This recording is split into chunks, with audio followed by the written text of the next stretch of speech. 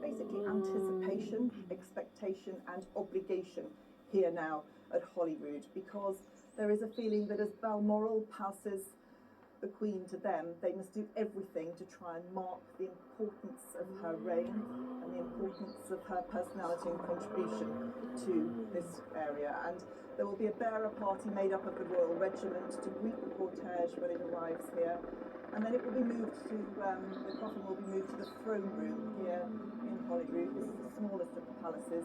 And there she will lie at rest and will be attended by members of the household. You can probably hear the helicopter going over me now. There's so many celebrations underway as they wait for the next few hours to receive that cortege. But when the coffin is in the throne room, members of the royal household here will have their chance to stand beside it, to pay their respects and reflect on the role that the Queen has played in their lives. Emma, for the moment, thank you. And of course, the sound of the helicopter there will be one that we will become a little familiar with as Her Majesty's cortege is tracked all along this route. 6 hours the journey will take, giving as many people as possible the chance to come out to pay their respects. And it is quite something, isn't it, just to see that route with people lined, even in the quietest spots. Anna, you wanted to make a comment on it. Oh, I was just going to say, I mean, I've been thinking a lot about the parallels, actually, about the end of the first Elizabethan reign in 1603, when, of course, we had the journey expected, and that's not something that is a political decision. It's more that there is not a feeling that this is a situation for that. This is a moment to say goodbye to somebody very familiar.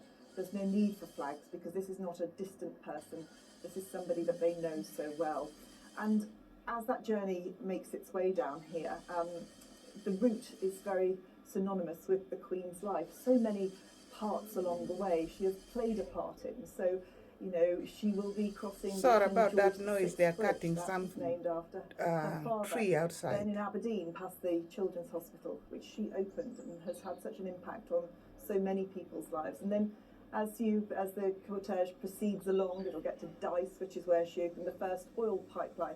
What a huge impact that had on Scotland in terms of jobs and prosperity. But it's not just the role she played in this country as a head of state, it's the fact that actually here she lived her life, she grew up. So as they get towards Glamis Castle, that's where the Queen Mother was brought up, that's where the late Queen spent many of her formative years. It's where her sister Princess Margaret was born. And then a little further along, they'll get close to St Andrews. And that was a very big, important place in the history of the royal family, because of course that is where William and Kate met, where they graduated in 2005 when the Queen went along to be part of it.